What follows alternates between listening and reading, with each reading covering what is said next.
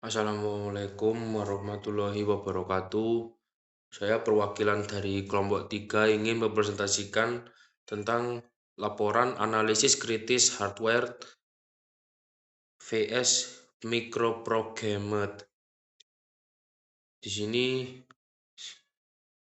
PPT ini disusun oleh Wahyu Bonanwijaya, NIM 148250054, dan yang kedua Dazaki Aksa Kafabila, NIM 148250059, dan yang ketiga ada Michael Kevin Christian, NIM 148250066, dan yang terakhir ada Muhammad Afrizal Wahyu, NIM 148250067. Latar belakang: perusahaan teknologi nasional merancang prosesor untuk 3 domain, IoT atau efisiensi, perbankan atau throughput atau rendah latensi, dan Edge AI atau akselerasi. Inti performa terletak pada kontrol unit CU. Dilema memilih antara hardware cepat tapi kaku dan mikroprogram fleksibel tapi lebih lambat.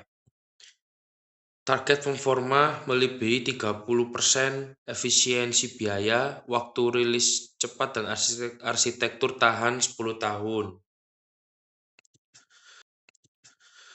Rumusan masalah: bagaimana perbandingan kedua pendekatan dari berbagai aspek teknis dan bisnis. Yang kedua, rekomendasi apa yang paling tepat untuk perusahaan?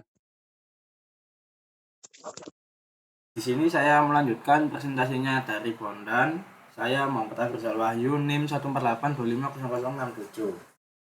Fleksibilitas harga dan biaya. Hardware control unit fleksibilitas sangat kaku. Setelah difabrikasi tidak bisa diubah. Biaya implementasi, biaya desain awal, dan verifikasi sangat mahal. Risiko besar jika ada kesalahan. Terus, sedangkan microprogrammed control unit fleksibilitas sangat fleksibel, menambah atau mengubah instruksi hanya dengan mengulang firmware. Biaya implementasi. Biaya awal lebih murah, perbaikan bug bisa dilakukan via update microcode. Lanjut. Analisis perbandingan performa. Hardware control unit. Karakteristik menggunakan sirkuit logika kombinasi murni AND, OR, atau state machine. Kecepatan sangat cepat, latensi minimal hanya propagation delay, selesai dalam satu siklus clock. Terus kelebihan, ideal untuk real time dan instruksi sederhana. Sedangkan microprogrammed control unit, karakteristiknya sinyal kontrol disimpan sebagai micro instruction di memori internal.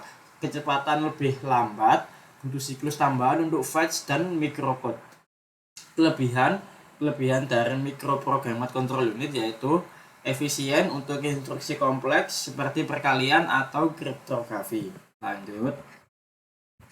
Pemeliharaan skalabilitas dan sumber daya. Pemeliharaan hardware perbaikan hampir tidak mungkin, fabrikasi ulang atau risiko tinggi. Sedangkan microprogrammed mudah bisa menambah celah keamanan tanpa recall produk. Skalabilitas hardware sulit untuk menambah instruksi baru, harus merombak ulang dari nol. Sedangkan microprogrammed mudah untuk menambah instruksi baru. Sumber daya, kita lanjut ke sumber daya. Hardware ringan, cocok untuk IoT, sedangkan microprogrammed memudahkan ruang untuk memori dan SQL. Melanjutkan pada sebelumnya, di sini kita akan langsung masuk ke inti strategi inovasi kita.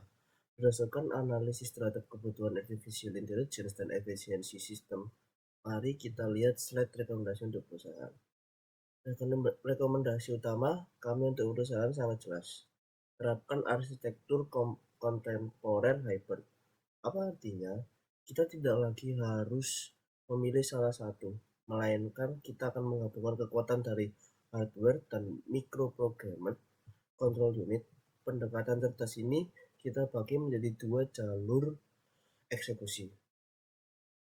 Jalur pertama adalah fast path execution. Jalur ini menggunakan sistem hardware dan difokuskan khusus untuk menangani instruksi-instruksi dasar sehari-hari seperti operasi ALU, load atau store, dan batch. Keuntungannya sangat besar. Kita menargetkan peningkatan performa hingga minimal 30%, sekaligus memberikan efisiensi daya yang maksimal untuk perangkat IoT kita. Jalur kedua adalah Slowpad. Execution ini menggunakan sistem microprogrammed. Jalur ini bertindak sebagai otak spesialis untuk menangani instruksi yang jauh lebih kompleks seperti pemrosesan AI, kriptografi, dan multimedia. Nilai plusnya ada pada fleksibilitas.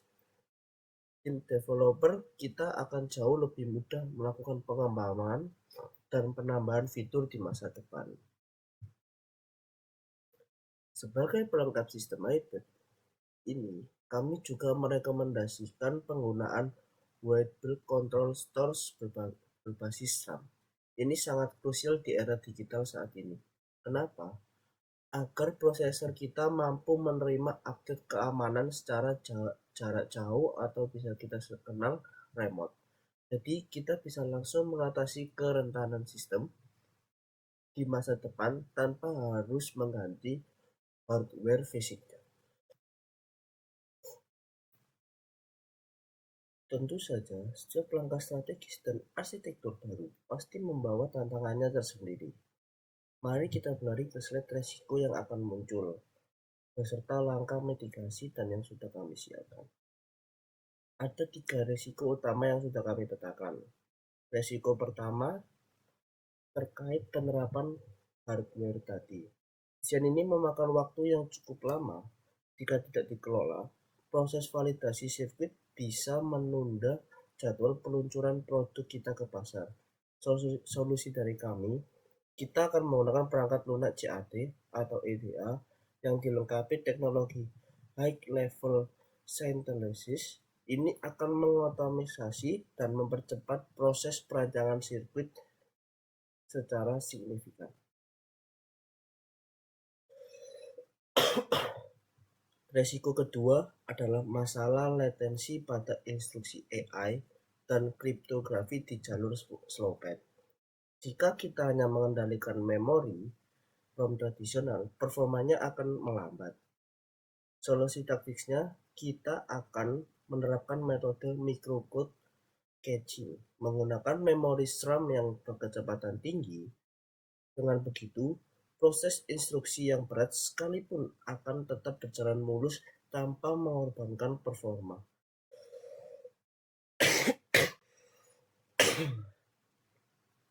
Dan resiko ketiga, ini adalah tantangan klasik keterbatasan tim dan anggaran. Mengembangkan sistem hybrid bisa menjadi sangat tidak efisien jika alur kerjanya berantakan. Solusi dari kami, kita akan membagi fokus dan struktur kerja menjadi 2 tim yang spesifik, yaitu tim hardware dan tim microcode. Pembagian beban kerja ini akan membuat proses pengembangan berjalan secara paralel, jauh lebih terarah, efisien, dan ramah anggaran. Kesimpulan yang saya petik dari 2 slide ini, arsitektur hybrid adalah jalan terbaik bagi perusahaan untuk melangkah maju. Risiko memang ada, tetapi dengan solusi teknis dan manajemen tim yang tepat, kita sangat siap untuk mengeksekusi strategi ini dengan sukses. Baik, saya akan menjelaskan tentang strategi manajemen risiko. Strategi manajemen risiko dilakukan melalui perkembangan bertahap. Dengan generasi pertama menggunakan arsitektur microprogrammed untuk mempercepat rilis. Dan kemudian dioptimalkan oleh generasi kedua dengan hardware berdasarkan hasil analisis penggunaan instruksi. Efisiensi daya yang ditingkatkan melalui clock gating dan power gating. Dampak jangka panjang terhadap daya saing produk yang pertama adalah umur produk lebih panjang melalui pembaruan mikrokode tanpa perlu mengganti chip. Yang kedua, kompatibel dengan teknologi masa depan. Yang ketiga, menghemat biaya R&D, meningkatkan daya saing di pasar IoT dan AI. Kesimpulannya adalah berdasarkan analisis teknis dan manajemen risiko, arsitektur kontemporer hybrid merupakan pilihan terbaik karena mampu menyeimbangkan performa yang tinggi, fleksibilitas, keamanan, dan efisiensi biaya. Pendekatan ini menghindari biaya tap-out ulang melalui pembaruan firmware, memberi ROI yang lebih optimal karena suatu desain dapat digunakan untuk beberapa generasi produk, serta mendukung strategi pengembangan bertahap agar peluncuran produk lebih cepat. Selain itu, kemampuan mikrokode juga meningkatkan keamanan tanpa perlu melakukan penarikan produk sehingga prosesor tetap relevan dan kompetitif hingga 5-10 tahun ke depan. Terima kasih. Sebelumnya, jika ada salah dan kata, mohon dimaafkan. Assalamualaikum warahmatullahi wabarakatuh.